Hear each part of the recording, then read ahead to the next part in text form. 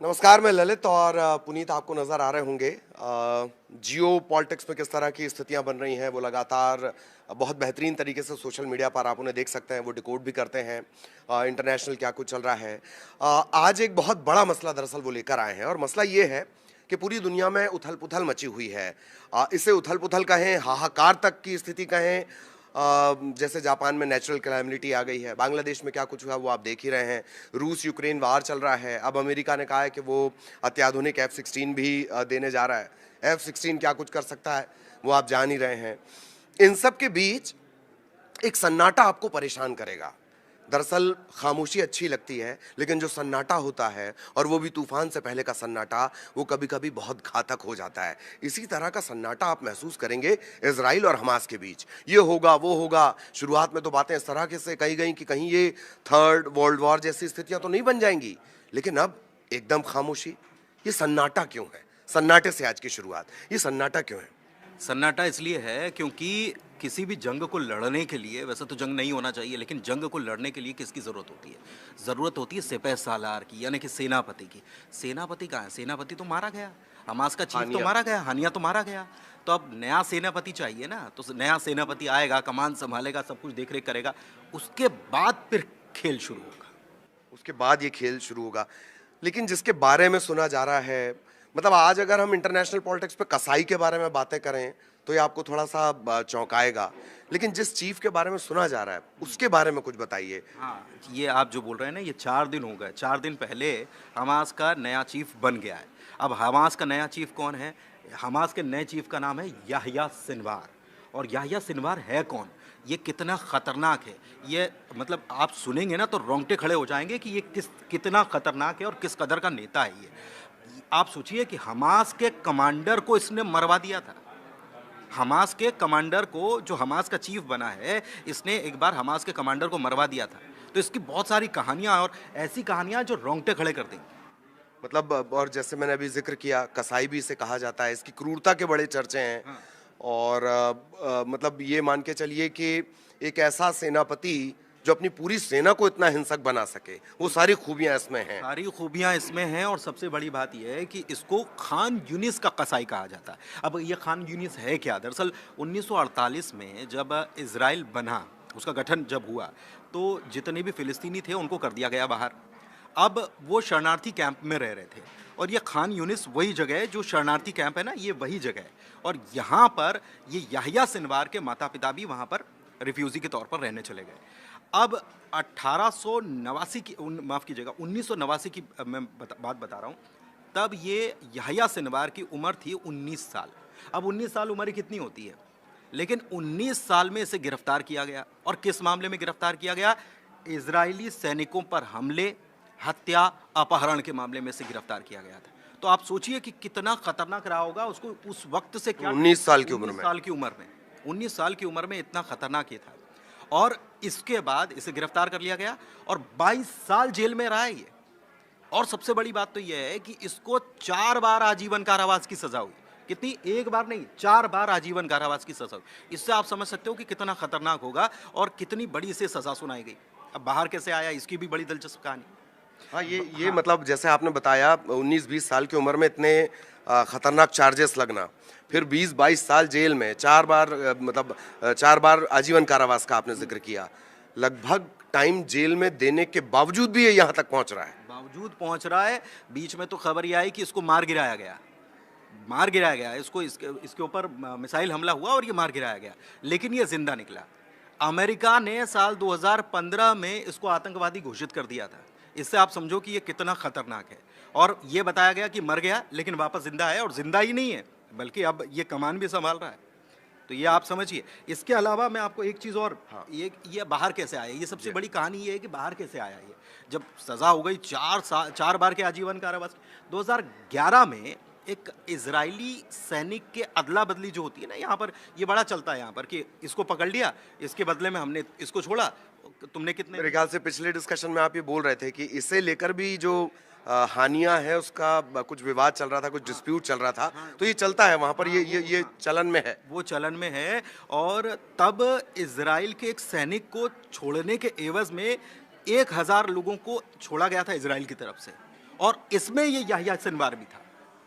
और इसकी खतरनाक अगर सजाओं की बात करें तो मैंने बताया आपको कि हमास के कमांडर को, खुद हमास का अगर जो चीफ बना है, अपने ही लोगों को मरवाने लग जाए तो आप समझो कि कितना खतरनाक, किसी को बख्शता नहीं है। और किस लिए कि एक इसका कमांडर जो था वो समलैंगिकता और पैसे के हेर फेर में पकड़ा गया, तो उसने मरवा दिया उसको। एक कहानी और है इसके पीछे, एक मामला और सामने आया था और उसमें तो इसने ऐसी सजा दी थी कि सुनकर रोंगटे खड़े हो जाएंगे, जो भी हमारे साथ जुड़े हुए लोग वो रोंगटे खड़े हो जाएंगे उनके। उसमें ये याह्या सिनवार जब था तो ये गाजा का चीफ था, अभी तक गाजा को संभाल रहा था और गाजा में ही ये सारा खेल कर रहा था, हमास का चीफ। इसने एक दौर में भाई से भाई को दफन करवाया था, भाई से भाई को दफन करवाया। और वो भी आप सोचिए कि दफन करवाया तो वहां तो दफन किया जाता है, फावड़े से नहीं दफन करवाया। सजा कितनी खतरनाक कि अपने भाई को कोई दफन कर रहा और उसको थमा दिया हाथ में चम्मच और मेंटल एसोसिएशन की तरह ये नजर आता है। और ये कह दिया कि ये चम्मच से तुम ये कब्र को भरोगे। और ये हुआ। इसीलिए तो उसको खान यूनुस का क्यों कहा जाता है कि ये इतना खतरनाक, और ये क्यों इसको ये उपमा दी जाती है।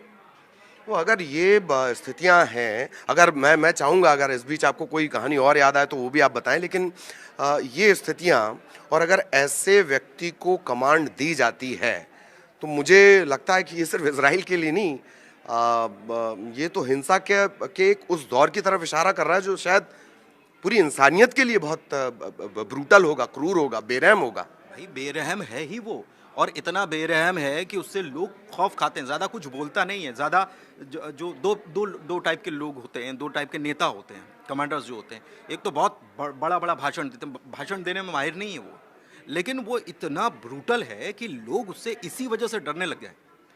और मास कम्युनिकेशन उसका जैसे हिटलर बहुत कम्युनिकेट करता था अपने सैनिकों से, वो उसकी काबिलियत नहीं है। इसकी काबिलियत दहशत है, डर है। डर है। चम्मच से आपने जैसे बताया कब्र दफनाने के लिए बोल रहा है, चम्मच से कब्र दफनाने के लिए बोल रहा है। और सबसे बड़ी बात यह है कि यही खूबी जो है ना, अब ईरान क्या चाहता है, ईरान लड़ रहा है इसराइल से प्रॉक्सी वॉर, और वो मुस्लिम ब्रदरहुड के नाम पर लड़ रहा है। और प्रॉक्सी वॉर में कौन कौन शामिल है, मैंने आपको पहले भी पिछली बार जब हम चर्चा कर रहे थे तो बताया था कि प्रॉक्सी वॉर में एक तरफ हिजबुल्लाह है, दूसरी तरफ हमास है, तीसरी तरफ एक और है। तो ये खेल चल रहा है। अब हमास अगर नरम पड़ जाएगा तो फिर ईरान तो कहेगा ना कि तुम कर क्या रहे हो, समझ रहे हैं आप। तो उसको चाहिए था एक ऐसा कमांडर जो वापस बूस्टअप कर सके। दूसरी तरफ ईरान का बड़ा करीबी क्यों है, क्योंकि इसकी दहशत इतनी है, और दहशत से ही वहां पर खेल चलता है पूरा हमास का, आप समझिए। और इसके पहले जो हमास का चीफ था हनिया, उसके बारे में ये कहा जा रहा था कि ये जो डील चल रही थी, मैंने आपको पहले भी बताया था कि ये जो डील चल रही थी ना आपस में कि इजरायलियों को पकड़ लिया है, इनको छोड़ना है, इसके एवज में ये सब, तो उसमें थोड़ा सा इसका रुख नरम था हनिया का। और ये इस मामले में ये गाजा में रहता है, और दूसरी तरफ वो कतर में बैठ कर पूरा खेल कर रहा था, कौन, हनिया।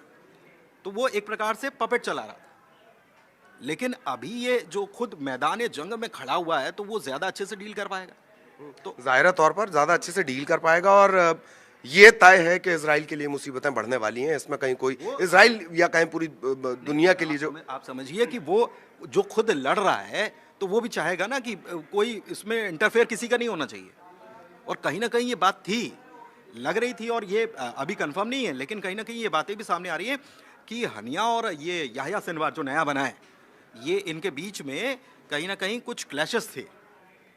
और ये अब देखिए, एक तरफ कहा तो यही जा रहा है कि इजराइल ने हमला करवा दिया और हनिया जो है जिस रेस्ट हाउस में था उसको मार गिराया गया। वो कॉन्स्पिरेसी भी याह्या से जुड़ी हुई हो सकती है, ये आपको लग रहा है?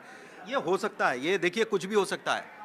जो IRGC जो जिस कमांडर ग्रुप जहाँ पर सुरक्षित था वो हनिया, वो आप समझिए कि वो बहुत पावरफुल ग्रुप है, और उसकी सुरक्षा में सेंध लगाना कोई आसान काम नहीं है। मतलब ठीक है, इजराइल की अपनी इंटेलिजेंस है, सब कुछ है, लेकिन 2 महीने पहले बम लगा दिया और वहाँ चेक नहीं होता होगा, ऐसा कुछ होता नहीं है। मतलब ये थ्योरी बहुत सारी हो सकती है।